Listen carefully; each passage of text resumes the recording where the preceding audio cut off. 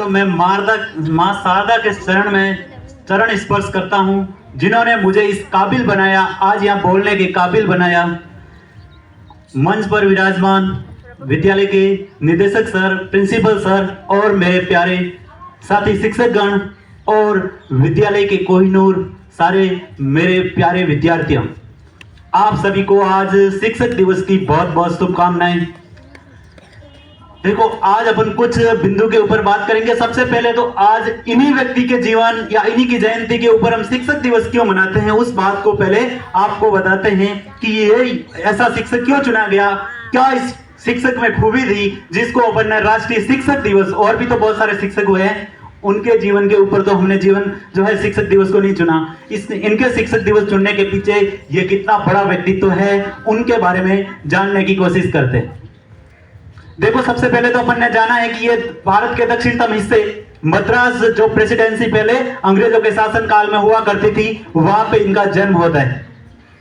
ये उसी प्रकार से साधारण परिवेश, साधारण ग्रामीण परिवेश के अंदर अपनी स्कूली शिक्षा प्राप्त करते हैं। अपने जैसे ही किसी गांव से ये पढ़ने के बाद में ये आगे जो है, और एक साधारण सा परिवार था। सर ने पहले आपको इसके बारे में बताया, इनकी परिवार की स्थिति के बारे में। वैसे इनके नाम के साथ में आपने इनके पिता के नाम के साथ में एक सर्वपल्ली शब्द सुना होगा।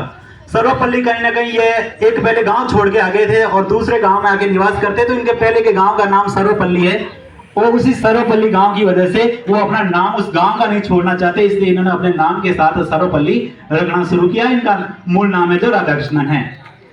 अब देखिए क्या होता है, ये जो है साइंस के स्टूडेंट हुआ करते थे। शुरू के अंदर इन्होंने साइंस विषय को पढ़ा था, लेकिन साइंस से धीरे धीरे बाद में इनकी ख्याति जो है दर्शन शास्त्र विषय से प्राप्त हुई है। वो कैसे, ये परिवर्तन कैसे आया, अगर उसकी बात करें तो ये जिस समय कॉलेज टाइम में थे, उस समय इनके किसी कजन जो दर्शन शास्त्र के अंदर पढ़ाई करते थे, वो इनके साथ कहीं बैठे थे और वहां उनके उठने के बाद में उनकी कोई पुस्तक वहां पे उसकी पीछे छूट जाती है दर्शन की।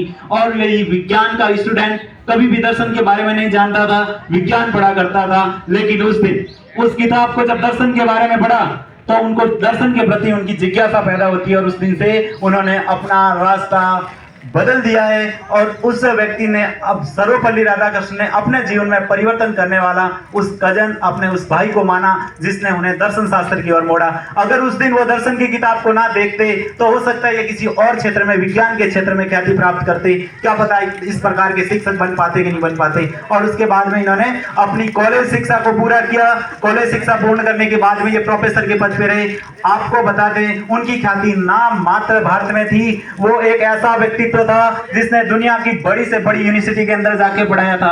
दुनिया की सबसे बड़ी यूनिवर्सिटी ऑक्सफोर्ड यूनिवर्सिटी के प्रोफेसर ये रहे हैं। इसके अलावा जो है हार्वर्ड यूनिवर्सिटी के भी ये प्रोफेसर के रूप में इन्होंने कार्य किया है। तो यानी अपने इस दर्शन शास्त्र के विषय की वजह से उन्होंने दुनिया भर के अंदर ख्याति प्राप्त की थी। स्वतंत्रता के आसपास इन्होंने जो है दर्शन की एक जो है समिट आयोजित होती है अमेरिका के अंदर, और सर्वश्रेष्ठ दर्शन, भारतीय दर्शन, सनातन संस्कृति, भारतीय दर्शन का है जो लोहा दुनिया के अंदर मनवाने का काम सर्वपल्ली राधाकृष्णन ने किया।